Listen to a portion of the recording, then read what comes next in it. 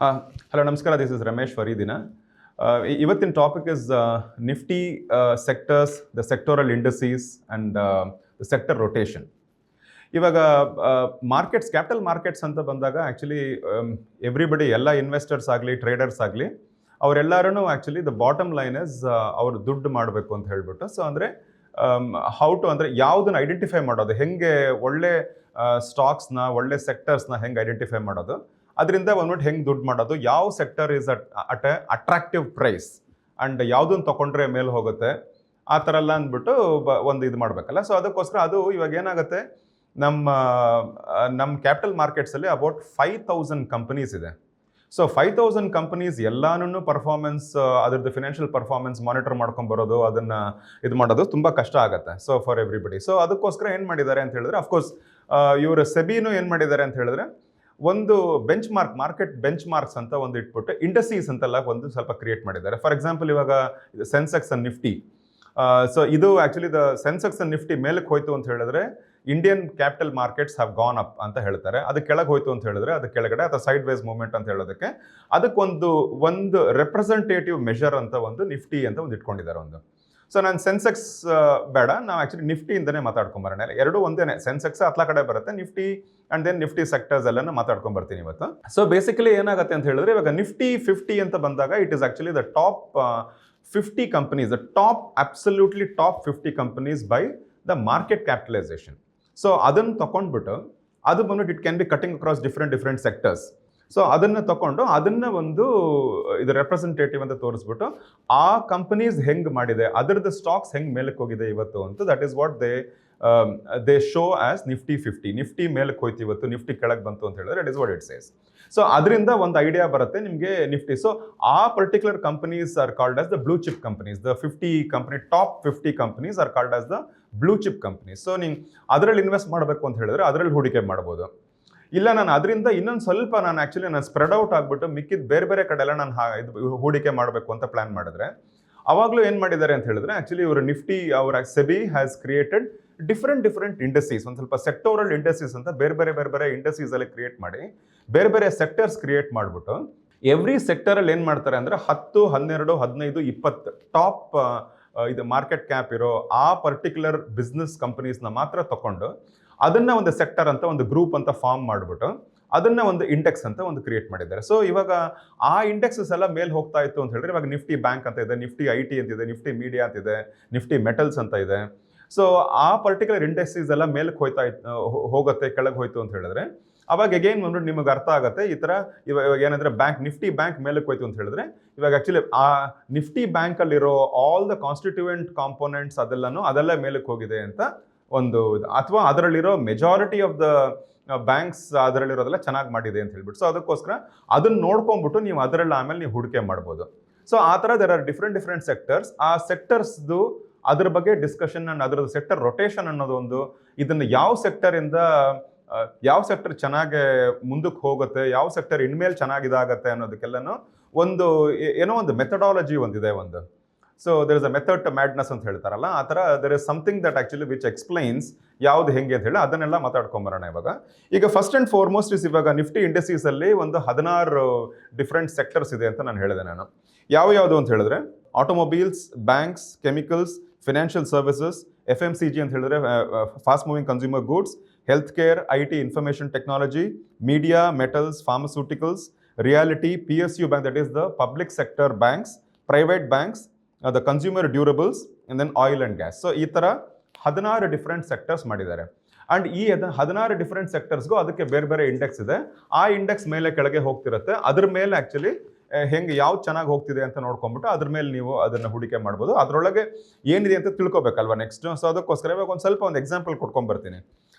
Nifty auto ಅಂತ ಹೇಳಿದ್ರೆ, ಈ ಆಟೋ ಸೆಕ್ಟರಲ್ಲಿ ಏನೇನು ಇದು ಅಂದರೆ ಇಟ್ ಕಂಪ್ರೈಸಸ್ ಆಫ್ ಯಾವ ಇದು ಅಂತ ಹೇಳಿದ್ರೆ, passenger car segments.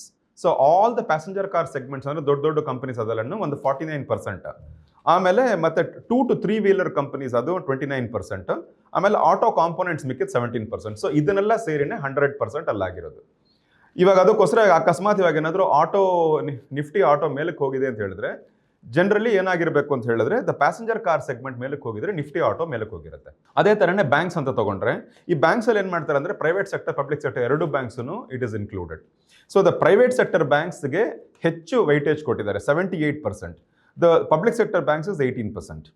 And then the financial services ಅಂತ ಬಂದಾಗ ಅದರಲ್ಲಿ ಬ್ಯಾಂಕ್ಸು ಬರುತ್ತೆ, non banking financial instruments companies ಬರುತ್ತೆ, ಲೈಫ್ ಇನ್ಶೂರೆನ್ಸ್, ಹೌಸಿಂಗ್ ಫಿನಾನ್ಸ್ ಎಲ್ಲನೂ ಬರುತ್ತೆ. ಸೊ ಬಟ್ ಆದರೆ ಬ್ಯಾಂಕ್ 74% ಕೊಟ್ಟಿದ್ದಾರೆ ವೈಟೇಜ್ ಅದರಲ್ಲಿ ಇನ್ ದ ಫಿನಾನ್ಷಿಯಲ್ ಸರ್ವಿಸಸಲ್ಲಿ. Non banking financial companies is 11% and ಮಿಕ್ಕಿದೆಲ್ಲ ಅದಕ್ಕಿಂತ ಕಡಿಮೆ ಬರುತ್ತೆ. FMCG ಫಾಸ್ಟ್ ಮೂವಿಂಗ್ ಕನ್ಸ್ಯೂಮರ್ ಗೂಡ್ಸಲ್ಲಿ ಡೈವರ್ಸಿಫೈಡ್ FMCG ಆ ಸೆಕ್ಟರ್ಗೆ 51% ಕೊಟ್ಟಿದ್ದಾರೆ. ಪ್ಯಾಕೇಜ್ ಫುಡ್ 14% ಮತ್ತು ಪರ್ಸನಲ್ ಕೇರ್ಗೆ 10% ಆ್ಯಂಡ್ ಸೋ ಆನ್.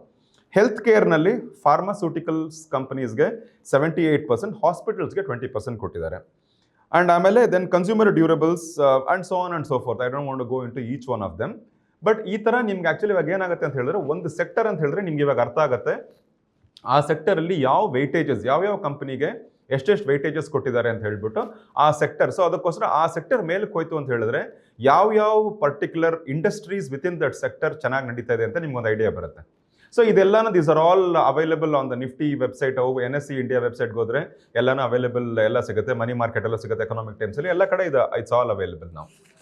ಅದಾದಮೇಲೆ ಇವಾಗ ಏನಂತ ಹೇಳಿದ್ರೆ ಇವಾಗ ಎಲ್ಲ ಸೆಕ್ಟರ್ಸ್ನು ಇನ್ನೊಂದು ಏನು ಮಾಡ್ಕೊಂಬರೋಣ ಅಂತ ಹೇಳಿದ್ರೆ ಈ ಸೆಕ್ಟರ್ಸ್ ಎಲ್ಲ ನಾನು ಹೇಳಿದ ಥರ ಒಂದು 10ರಿಂದ 12ರಿಂದ 15ರಿಂದ 20 ಟಾಪ್ ಕಂಪನೀಸ್ ಅದರದ್ದು in terms of the market capitalisation ಅದನ್ನು ತಗೊಂಡ್ಬಿಟ್ಟು they would have actually set up these sectors.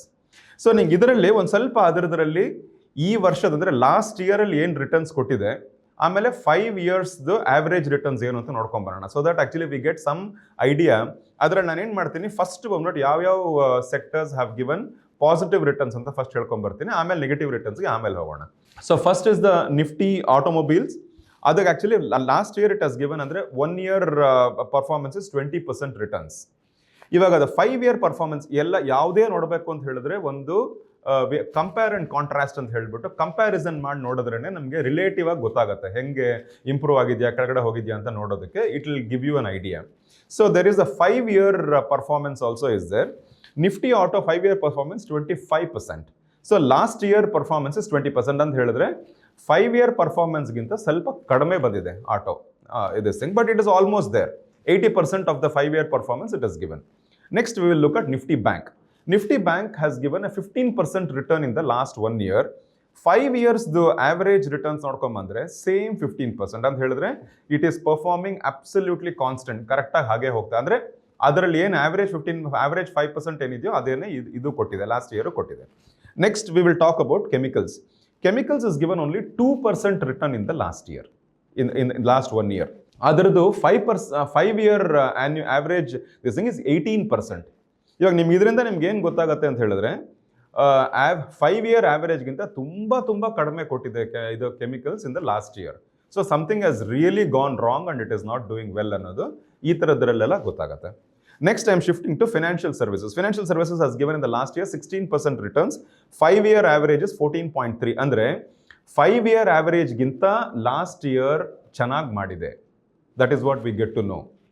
And ಅದರಿಂದ ಬೇಕಾದ್ರೆ you can again deep dive and you can find out ಏನಕ್ಕೆ ಯಾಕೆ ಆ್ಯಕ್ಚುಲಿ 5 ಇಯರ್ಸ್ ಇಂದ ಏನಕ್ಕೆ ಚೆನ್ನಾಗಿ ಮಾಡಿದೆ ಅನ್ನೋದನ್ನೆಲ್ಲ ಆ ಥರ ಡೀಪ್ ಡೈವ್ ಮಾಡ್ಕೊಂಡು ಹೋದ್ರೆ ಅದೆಲ್ಲ ಗೊತ್ತಾಗ್ತಾ ಹೋಗುತ್ತೆ. Next I will talk about health care. Health care has given in the last year 9% returns. The 5 year average is 17%. So 5 year average compare ಮಾಡಿದ್ರೆ ಕಡಿಮೆನೇ ಇದೆ. Next I am moving to metals. Metals has given a 13% return in the last 1 year. ಅದರದ್ದು 5 year average is 30%, 30. ಹಂಗಂತ ಹೇಳಿದ್ರೆ metals have been absolute poor performer in the last 1 year when compared to the 5 year average ಅಂತ ಗೊತ್ತಾಗುತ್ತೆ. Next oil and gas. Oil and gas has given a last year it has given returns of 10% and 5 year returns is 20%. So ಹಾಗಾದ್ರೂ ಗೊತ್ತಾಗುತ್ತೆ ನಮ್ಗೆ ಇನ್ನೂ ಕಡಿಮೆ ಆಗಿದೆ ಅಂತ ಹೇಳಿ. Next PSU banks. Public sector banks has given a last year it has given a return of 23%. Okay, and this is the largest returns in the Nifty sector ಅಲ್ಲಿ. PSU banks has performed excellently well in the last 1 year. ಅದರದ್ದು 5 year average ನೋಡ್ಕೊಂಬಂದ್ರೆ 41% ಇದೆ. So basically what I am trying to say is that actually PSU banks are the sector is a star performer in the Nifty sector because it gives 41% over a 5-year average. Last year also it has given 23%. So, but adu kadame agidrunu it has still given a very good returns. Next, I'll go to pharma. Pharma is given a 5% returns in the last 1 year. It has average, 5-year average is 15%. Private banks has given a last year, it has given returns of 14% and other the 5-year average is 12.5%. Andre 5-year average ginta it has done little better. Even though the private banks, when you compare to the PSU banks in the last year, in the last 1 year, it has done bad because private banks has given 14% return, whereas PSU bank has given 23% return. So, ee taraddella one you get to understand. ಈಗ ನಾನು I will go into negative returns ಕೊಟ್ಟಿರೋ Nifty sectors ನೋಡ್ಕೊಂಡು ಬರೋಣ. First one is consumer durables. It has given minus 5% return. ಅದರದ್ದು 5-year average is 16%. ಎಷ್ಟು ಕಡಿಮೆ ಆಗಿದೆ ನೋಡಿ ಇದರಲ್ಲಿ. And next I will go to FMCG, fast moving consumer goods. Last year returns is minus 3% and the 5-year average is 14%. Then I will move to IT. IT last year returns is minus 12%. And it is 5-year average is 13.60%. Media is a very, very interesting thing. Media, last year it has given minus 22%. Last 1 year alli, minus 22%, the worst performing sector. Adar the 5-year average hengide nodkonbarana, 0.18. So, idu ಏನು ಹೇಳುತ್ತೆ ಅಂತ ಹೇಳಿದ್ರೆ, media actually, media sector is definitely not a very good sector and it doesn't do that very well when compared to other sectors ಅಂತ ಹೇಳಿ. ಆದ್ರಿಂದನೇ actually last year also it has done ತುಂಬಾನೇ it has given a very, very bad return in the last 1 year, minus 22%. Then I go to Nifty Realty, it has given minus 12%. Adharadu 15% average is 28.5%. So actually speaking, after the PSU banks, the next best 5-year return is reality sector. But adare last year it has given minus 12% return. So ivaga idralli enagutte anta helidre, once you get an understanding of yav sector ಎಷ್ಟೆಷ್ಟು performance ಹೆಂಗೆ ಮಾಡ್ತಾ ಇದೆ, over a 5-year average ಏನಿದೆ, last year ಏನಾಗಿದೆ ಅಂತ ನೋಡ್ಕೊಂಬಂದ್ರೆ ಒಂದು ನಿಮಗೊಂದು ಐಡಿಯಾ, ಇನ್ನೂ ಸ್ವಲ್ಪ ಎಕ್ಸ್ಟ್ರಾ ಐಡಿಯಾ ಬರುತ್ತೆ. ಆ್ಯಂಡ್ ಈ ಪರ್ಟಿಕ್ಯುಲರ್ ಸೆಕ್ಟರ್ಸ್ ಒಳಗಡೆ ಇರೋ ಯಾವ್ಯಾವ್ದು ಇಂಡಸ್ಟ್ರೀಸ್ ಯಾವ್ಯಾವ್ದಿದೆ, ಯಾವ್ಯಾವ ಕಾಂಪೊನೆಂಟ್ಸ್ ಒಳಗಿದೆ ಅಂತ ನೋಡ್ಕೊಂಬಂದ್ರೆ it will give you a better idea to invest in those kind of this thing. ಇದಾದ್ಮೇಲೆ ಇವಾಗ ಇನ್ನೊಂದು ಇದೇನಂತ ಹೇಳಿದ್ರೆ, ಇದ್ರದ್ದು ಇವಾಗ ಒಂದು 10ರಿಂದ 12ರಿಂದ 15ರಿಂದ 20 top kind of market capitalisation ಕಂಪನೀಸ್ನ ಇದನ್ನು ಹಾಕ್ತಾರೆ ಅಂತ ನಾನು ಹೇಳಿದೆ. ಅದರದ್ದು ಮಾರ್ಕೆಟ್ ಕ್ಯಾಪ್ ಚೇಂಜ್ ಆಗ್ತಾ ಇರುತ್ತಲ್ವಾ ರೆಗ್ಯುಲರ್ ಆಗಿ, week after week it will keep changing, every day it will change actually. But ಆದರೆ ಹಂಗಂದ್ರೆ ಈ ಪರ್ಟಿಕ್ಯುಲರ್ ಇಂಡೆಕ್ಸ್ ಅದೇನು ಮಾಡಿದಾರೋ sector, it should also keep changing. But ಅದನ್ನ ಅವರು ಎವ್ರಿ ಡೇ ಚೇಂಜ್ ಮಾಡ್ತಾ ಕೂತ್ಕೊಂಡ್ರೆ it becomes too much of a management hazard. ಅದಕ್ಕೋಸ್ಕರ ಏನು ಮಾಡ್ತಾರೆ, 2 ಸಲ in a year, semi annually, January 1st ಒಂದ್ಸಲಿ, July 1st ಒಂದ್ಸಲಿ ಅದನ್ನ ರೀಬ್ಯಾಲೆನ್ಸ್ ಮಾಡ್ತಾರೆ. ಅದನ್ನು ಸೊ ಸ್ವಲ್ಪ ಹಳೇದು ಒಂದೊಂದ್ಸಲಿ ಬಂದ್ಬಿಟ್ಟು ಒಂದೊಂದು ಕೆಳಗಡೆ ಇರೋ ಒಂದು 2-3 ಸೆಕ್ಟರ್ಸ್ ಇಂಡಸ್ಟ್ರೀಸ್ ಹೊರಟೋಗುತ್ತೆ, ಬೇರೆ ಯಾವುದೋ ಒಂದು 2-3 ಎಲ್ಲ ಆ್ಯಡ್ ಆಗುತ್ತೆ. ಸೊ ಆ ಥರ ಮೇಲೆ ಕೆಳಗೆ ಚೇಂಜ್ ಆಗ್ತಾ ಇರುತ್ತೆ ಇದು. ಪರಿಶುದ್ಧ ನಂದಿನಿ ಹಾಲಿನಿಂದ ತಯಾರಿಸಿದ ನೈಜ Nandini ice creams. So ivaga then the next thing what we have to talk about is sector rotation. That's what I was talking about. So basically idenagutte onondu the sector rotation anta bandag basically there are 4 cycles. The sectors ellanu it will keep rotating. Andre ಎಲ್ಲ sectors ಚೆನ್ನಾಗಿ ಕೊಡ್ತಾ ಇರಲ್ಲ. ಕೆಲವು sectors actually will be doing well and ಕೆಲವು sectors ಚೆನ್ನಾಗಿ ಮಾಡ್ತಿರಲ್ಲ. ಯಾವ್ಯಾವ sectors ಚೆನ್ನಾಗಿ ಮಾಡ್ತಿರಲ್ವೋ ಅದು at some point of time ಅದ್ರ ಮೇಲೆ ಬಂದ್ಬಿಟ್ಟು ಅದೆಲ್ಲ ಚೆನ್ನಾಗಿ ಮಾಡೋಕ್ಕೆ ಶುರು ಆಗುತ್ತೆ. ಒಳ್ಳೆ ಚೆನ್ನಾಗಿ ಮಾಡ್ತಿರೋ ಸೆಕ್ಟರ್ಸ್ ಒಂದೊಂದ್ಸಲಿ ಕೆಳಗೆ ಹೊರಟೋಗುತ್ತೆ. ಸೊ ಈ ಥರ ಚೇಂಜ್ ಆಗ್ತಾ ಇರುತ್ತೆ. ಇದರಲ್ಲಿ 2 ಥರ ಸೆಕ್ಟರ್ಸ್ ಅಂತ ಹೇಳ್ತಾರೆ. One is called defensive sectors, one is called the cyclical sectors. So cyclical sectors ಅನ್ನೋದೇ ಆ್ಯಕ್ಚುಲಿ ಅದು ಮೇಲೆ ಕೆಳಗೆ ಹೋಗ್ತಾ ಇರುತ್ತೆ. ಬಟ್ ಡಿಫೆನ್ಸಿವ್ ಸೆಕ್ಟರ್ಸ್ ಅನ್ನೋದು ರಿಲೇಟಿವ್ಲಿ ಅದು ಹಾಗೇ ಇರುತ್ತೆ ಅಂತ. ಡಿಫೆನ್ಸಿವ್ ಇಸ್ ಅದು ಏನು ಮಾರ್ಕೆಟ್ ಕಂಡೀಷನ್ಸ್ ಏನಾದ್ರೂ ಇದು ಚೇಂಜ್ ಆಗಲ್ಲ ಅಂತ ಒಂದು ಇದು ಅಷ್ಟೇ. ಬಟ್ ಆದರೆ when compare to the cyclical sectors ಇದು ಅಷ್ಟು ಮೇಲೆ ಕೆಳಗೆ ಹೋಗದೆ ಇದ್ರೂ ಇದು ಮೇಲೆ ಕೆಳಗೆನೆ ಹೋಗುತ್ತೆ. So everything is a cyclical sector only. But ಆದರೆ ಕೆಲವನ್ನ actually in reference to cyclical, ಕೆಲವನ್ನ ಡಿಫೆನ್ಸಿವ್ ಸೆಕ್ಟರ್ಸ್ ಅಂತ ಹೇಳ್ತಾರೆ. ಸೊ ಇದರಲ್ಲಿ ಸೈಕಲ್ಸ್ ಅಂತ ಬಂದಾಗ ಆಕ್ಚುಲಿ ಏನಾಗುತ್ತೆ ಅಂತ ಹೇಳಿದ್ರೆ ದೇರ್ ಆರ್ 4 ಡಿಫ್ರೆಂಟ್ ಸೈಕಲ್ಸ್ ಇದೆ. So one is the business cycle. And then so business cycle ಅಂತ ಹೇಳಿದ್ರೆ all the different companies are there. So ಈ ಡಿಫ್ರೆಂಟ್ ಕಂಪನೀಸ್ ಏನಾಗುತ್ತೆ, ಫಸ್ಟ್ ಅದೊಂದು ಸ್ಟಾರ್ಟಪ್ಗೆ ಹೋಗುತ್ತೆ. ಸ್ಟಾರ್ಟಪ್ಪಿಂದ then actually it will start growth ಸ್ಟೇಜ್ಗೆ ಹೋಗುತ್ತೆ, ಮೆಚ್ಯೂರಿಟಿಗೆ ಹೋಗುತ್ತೆ, ಡಿಕ್ಲೈನ್ ಅಂತ ಹೋಗುತ್ತೆ. So this is a typical cycle of the businesses. ಅದರಲ್ಲೂ ಅದು ಆ್ಯಕ್ಚುಲಿ ಡಿಕ್ಲೈನ್ ಹೋಗಿದ ತಕ್ಷಣ ಅದನ್ನ ಇನ್ನೇನೋ ಒಂದು ಮಾಡಿ ರಿವೈವ್ ಮಾಡಿ ಮತ್ತೆ ಮೇಲಕ್ಕೆ ಬಂದು ಆ ಥರ ಮಾಡ್ತಾ ಇರ್ತಾರೆ ಅವರು. ಸೊ ಹಾಗಾಗೇನೆ 20 ವರ್ಷ, 25 ವರ್ಷ, 50 ವರ್ಷ ಕಂಪನೀಸ್ ಎಲ್ಲ ಸ್ಟಿಲ್ ಎಕ್ಸಿಸ್ಟಿಂಗ್. ಅದೇ ಥರನೇ actually economy also has got its own cycle. So it has got an expansion, it has got contraction. So economy actually it will go into the boom, it will growth path ಅಲ್ಲಿ ಹೋಗುತ್ತೆ, ಮತ್ತು ಆಮೇಲೆ then it will also go into contraction ಆದಾಗ it will go into recession, it will go into slowdown, recession, depression. So ಈ ಥರ ಹೋಗುತ್ತೆ. Markets ಅಲ್ಲೂ ಏನಾಗುತ್ತೆ ಅಂತ ಹೇಳಿದ್ರೆ ಒಂದು 4 ಡಿಫ್ರೆಂಟ್ ಸ್ಟೇಜಸ್ ಇದೆ. ಸೊ ಮಾರ್ಕೆಟ್ಸ್ ಅಲ್ಲಿ ಆ್ಯಕ್ಚುಲಿ ಮಾರ್ಕೆಟ್ ಕೆಳಗಡೆ ಇದ್ದಾಗ, ಮಾರ್ಕೆಟ್ ತುಂಬ ಬಿದ್ದೋಗ್ಬಿಟ್ಟು ಕೆಳಗಡೆ ಇದ್ದಾಗ ದಟ್ ಅವಾಗ ಒಂದು ಅಕ್ಯುಮುಲೇಷನ್ ಸ್ಟೇಜ್ ಅಂತ ಒಂದು ಹೇಳ್ತಾರೆ ಅದಕ್ಕೆ. ಸೊ ಅಂದರೆ ಅವಾಗ ಏನಂತ ಹೇಳಿದ್ರೆ ಒಂದು ಸ್ಟೇಜಲ್ಲಿ ಆ್ಯಕ್ಚುಲಿ ಮಾರ್ಕೆಟ್ ಒಂದು ಚೂರು ಮೇಲಕ್ಕೆ ಹೋಗಿ ತುಂಬ ಕೆಳಗಡೆ ಇದ್ದಾಗ ಸ್ವಲ್ಪ ಜನ ಬಂದ್ಬಿಟ್ಟು they will start buying. So ಎಲ್ಲ ಬೈಯಿಂಗ್ ಮಾಡಿಬಿಟ್ಟು ಒಂದು ಸ್ವಲ್ಪ ಬಂದ್ಬಿಟ್ಟು ಆ್ಯಕ್ಚುಲಿ ಫಸ್ಟ್ ಎಂಟ್ರೀಸ್ ಕೆಲವು ಜನ ಬಂದು ತೊಗೊಳಕ್ಕೆ ಶುರು ಮಾಡ್ತಾರೆ. ಅದಾದಮೇಲೆ next actually it goes into something called as a markup stage ಅಂತ. ಸೊ ಮಾರ್ಕಪ್ ಸ್ಟೇಜ್ ಅಂತ ಹೇಳಿದ್ರೆ slowly prices will start rising and ಆಮೇಲೆ it will create a lot of excitement and ಎಷ್ಟೊಂದು ಜನ ಒಳಗೆ ಬರೋಕ್ಕೆ ಶುರು ಮಾಡ್ತಾರೆ. ಅದಾದಮೇಲೆ it will go to something called distribution stage. Distribution stage ಅಂತ ಹೇಳಿದ್ರೆ ಮಾರ್ಕೆಟ್ ಪೀಕ್ಗೆ ಹೊರಟೋಗುತ್ತೆ. ಪೀಕ್ಗೆ ಹೋದಾಗ ಆಲ್ಮೋಸ್ಟ್ ಫ್ಲಾಟ್ ಆಗಿಬಿಡುತ್ತೆ. Prices actually will slowly start falling. ಅದಾದಮೇಲೆ there is something called the markdown stage ಅಂತ ಹೇಳಿ. ಮಾರ್ಕ್ ಡೌನ್ ಸ್ಟೇಜಲ್ಲಿ the prices will start drastically falling and then the panic mode it will get in to the panic mode. So this is the cycle of the markets. ಆಮೇಲೆ actually there is something called as a bank repo rate cycle ಅಂತ ಒಂದಿದೆ. So bank repo rate ಸೈಕಲಲ್ಲಿ ಅವ್ರು ಏನು ಮಾಡ್ತಾರೆ, RBI actually ಅವ್ರು ಏನು ಮಾಡ್ತಾರೆ ಅಂತ ಹೇಳಿದ್ರೆ ಒಂದು ಬ್ಯಾಂಕ್ ರಿಪೋ ರೇಟ್ ಅಂತ ಒಂದು ಇಟ್ಕೊಂಡ್ಬಿಟ್ಟು ಇನ್ಫ್ಲೇಷನ್ ಮೇಲೆ ಕೆಳಗೆ ಹೋದಾಗ ಅವರೊಂದು ಸ್ವಲ್ಪ they will start adjusting the repo rate. Inflation actually ತುಂಬ ಮೇಲೆ ಕೊಟ್ಟೋಯ್ತು ಅಂತ ಹೇಳಿದ್ರೆ ಅವಾಗ ಇವ್ರೇನು ಮಾಡ್ತಾರೆ, they will start increasing the repo rates. So repo rate increase ಮಾಡಿದಾಗ ಏನಾಗುತ್ತೆ ಅಂತ ಹೇಳಿದ್ರೆ all the loans will become very very expensive. So loans ಎಲ್ಲ ವೆರಿ ವೆರಿ ಎಕ್ಸ್ಪೆನ್ಸಿವ್ ಆದಾಗ ಯಾರು ತೊಗೊಳಕ್ಕೆ ಹೋಗೋದಿಲ್ಲ, ಜಾಸ್ತಿ ಜನ ಯಾರು ತೊಗೊಳಕ್ಕೆ ಹೋಗೋದಿಲ್ಲ.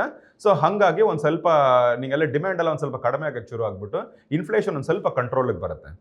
ಬಟ್ ಆದರೆ ಇನ್ಫ್ಲೇಷನ್ ಹಾಗೆ ಹೋಗಿ ಹೋಗಿ ಹೋಗಿ ತುಂಬ ಕೆಳಗಡೆ ಇನ್ಫ್ಲೇಷನ್ ಹೊಟ್ಟೋಗ್ಬಿಡ್ತು ಅಂತ ಹೇಳಿದ್ರೆ ಅವಾಗ ಮತ್ತೆ actually RBI comes and it starts cutting the interest rates and it brings it very very low so that money supply is again easily available in the market and ಅದರಿಂದ ಮತ್ತೆ ಬಂದ್ಬಿಟ್ಟು actually it will revive the economy, it will revive the market. So basically ಏನಂತ ಹೇಳಿದ್ರೆ this bank repo rate cycle actually balances out, it actually works very closely with the market cycle, it closely works with the economy cycle and in turn actually it will help in the business cycle as well. So this is how typically actually it starts working and idaರಲ್ಲಿ ನಮಗೆ the most important thing is how do we now identify ಯಾವ sectors actually ಇವಾಗ ಚೆನ್ನಾಗಿ ಮಾಡ್ತಿದೆ, ಯಾವ sectors ಚೆನ್ನಾಗಿ ಅದರಲ್ಲಿ ಇನ್ನೊಂದು ನೋಡ್ಕೊಂಬರೋಣ. ಬೇಸಿಕಲಿ ಏನಾಗುತ್ತೆ ಅಂತ ಹೇಳಿದ್ರೆ when the economy is slowly coming out of the slowdown. So ಇವಾಗ ತುಂಬ ಸ್ಲೋಡೌನ್ ಆಗೋಗ್ಬಿಟ್ಟು ಕೆಳಗಡೆ ಹೋಗಿ ಇಕಾನಮಿ ತುಂಬ ಬ್ಯಾಡ್ ಸಿಚುವೇಶನಲ್ಲಿದ್ದು ಅಲ್ಲಿಂದ if it is slowly showing science of coming out ಅಂತ ಹೇಳಿದಾಗ ಅವಾಗ ಏನಾಗುತ್ತೆ ಅಂದರೆ ಯಾವ ಸೆಕ್ಟರ್ಸ್ ಅವಾಗ it will become very interesting and ಯಾವಾಗ ಎಲ್ಲಿ ಅಟ್ರಾಕ್ಟಿವ್ ಆಗಿರುತ್ತೆ ಅಂತ ಹೇಳಿದ್ರೆ financial sectors will become very attractive. The banks and insurance companies, because ಅದರಲ್ಲಿ ಜಾಸ್ತಿ ಜನ ಹೂಡಿಕೆ ಮಾಡೋಕ್ಕೆ ಶುರು ಮಾಡ್ತಾರೆ. ಬಿಕಾಸ್ ಬ್ಯಾಂಕ್ಸ್ ಎಲ್ಲಾನು they will start reducing the interest rates and ಅದಕ್ಕೆ ಲೋನ್ ತೊಗೊಳಕ್ಕೆ ಶುರು ಮಾಡ್ತಾರೆ. ಸೊ ಬ್ಯಾಂಕ್ದು ಅವ್ರದ್ದು ಫಿನಾನ್ಷಿಯಲ್ ರಿಟರ್ನ್ಸ್ ಅವ್ರದ್ದು income will start increasing. So ಹಾಗೆ ಆ್ಯಕ್ಚುಲಿ ಇನ್ನು ಮುಂದಕ್ಕೆ ಬಂದಾಗ then actually the tail end of the slow down ಅಲ್ಲಿಂದ ಮುಂದಕ್ಕೆ ಬಂದರೆ economy will start slowly improving. Next technology sector actually will become very attractive because ಏನಾಗುತ್ತೆ ಅಂದರೆ businesses will invest in technology for productivity gains. So ಅಲ್ಲಿ ಇದು ಮಾಡ್ಕೊಂಡು ಇನ್ನು ಮುಂದಕ್ಕೆ ಅದು so technology sector second which will actually it will start shifting in to that and it will become very attractive.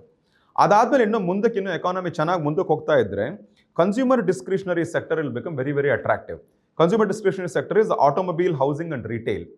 So because actually people will now start getting interested in these sectors and our sectors will start becoming more and more attractive.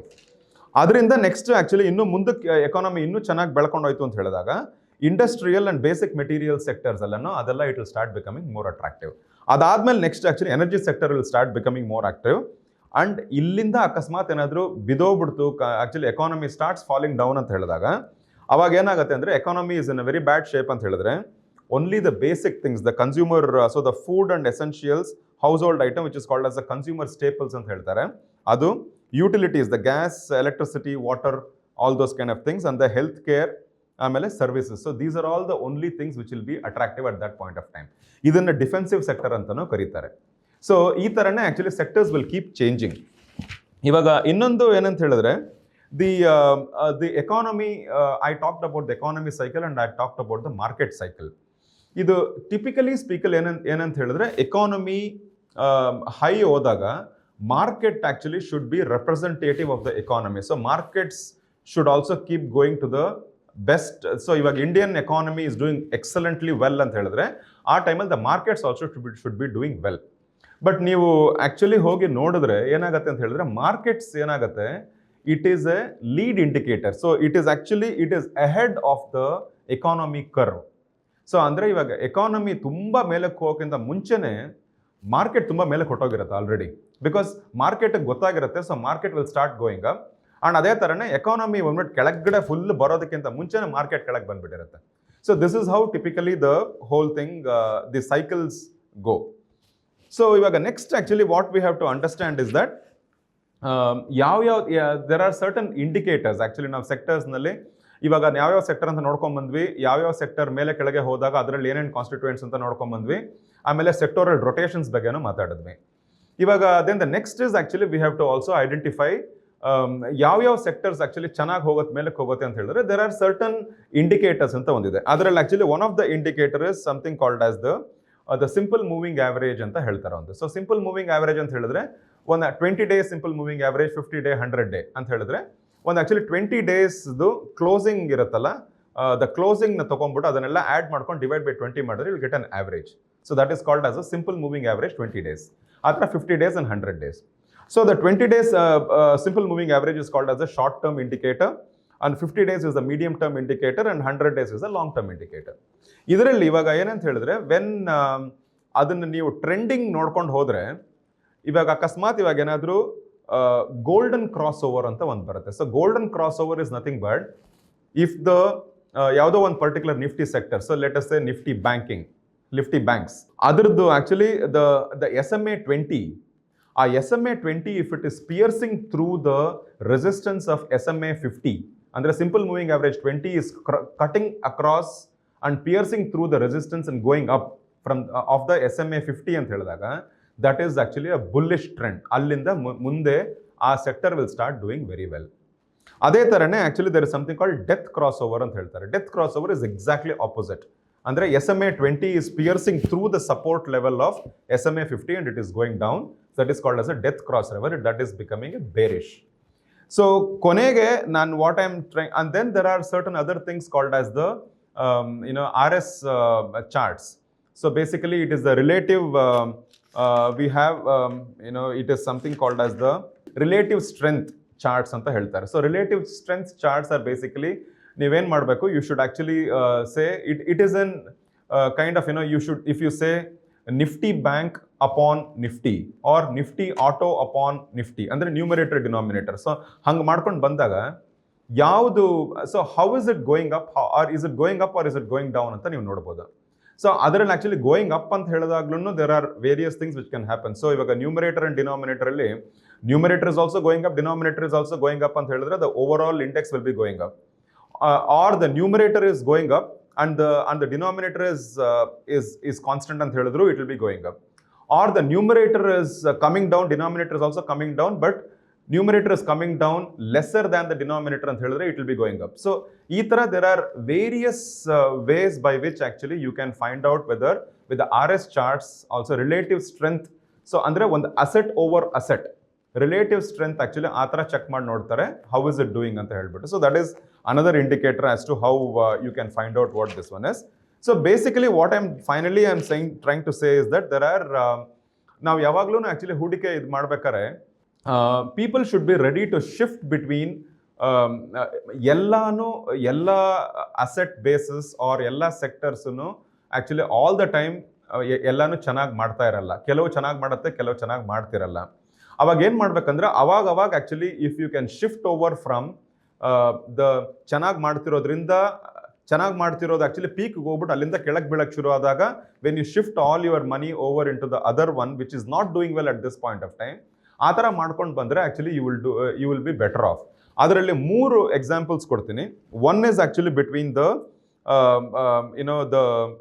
In terms of gold and equities.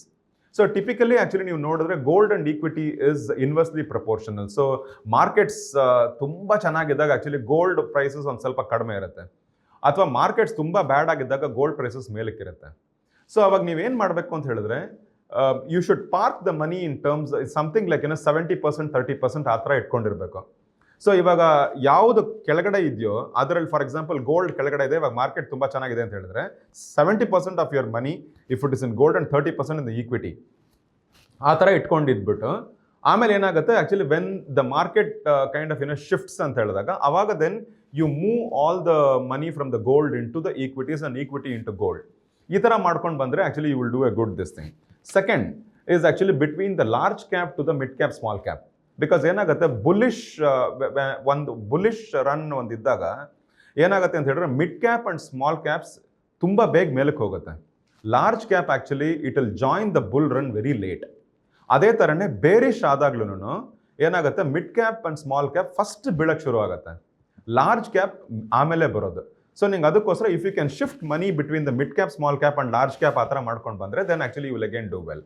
ಅದೇ ಥರನೇ the last one before I close today is between the peak sectors and the ಕೆಳಗಡೆ ಇರೋ sectors. So actually when you actually peak ಯಾವ್ಯಾವ sectors ಎಲ್ಲ ಮೇಲ್ಗಡೆ ತುಂಬ ಮೇಲಿದೆಯೋ ಅದರಿಂದ actually when it is about to go down ಅಂತ ಗೊತ್ತಾದಾಗ ಅಲ್ಲಿಂದ actually you should exit out of all those things and you should dump all your money in to the sectors, ಕೆಳಗಡೆ ಇರೋ ಸೆಕ್ಟರ್ಸಲ್ಲಿ ಹಾಕಬೇಕು. Because next this is what is going to go up. So ಈ ಥರ ನೀವು if you are able to shift the money between the different things ಅಂತ ಹೇಳಿದ್ರೆ you will do much better. So that's all I had for today. Thank you very much. ಮತ್ತಷ್ಟು ವಿಶೇಷ ವಿಡಿಯೋಗಳನ್ನು ನೋಡಲು ಮತ್ತು ಹೊಸ ವಿಡಿಯೋಗಳ ಬಗ್ಗೆ ತಿಳಿಯಲು EDina.com ಯೂಟ್ಯೂಬ್ ಚಾನೆಲ್ ಸಬ್ಸ್ಕ್ರೈಬ್ ಮಾಡಿ ಮತ್ತು ಬೆಲ್ ಐಕಾನ್ ಕ್ಲಿಕ್ ಮಾಡಿ.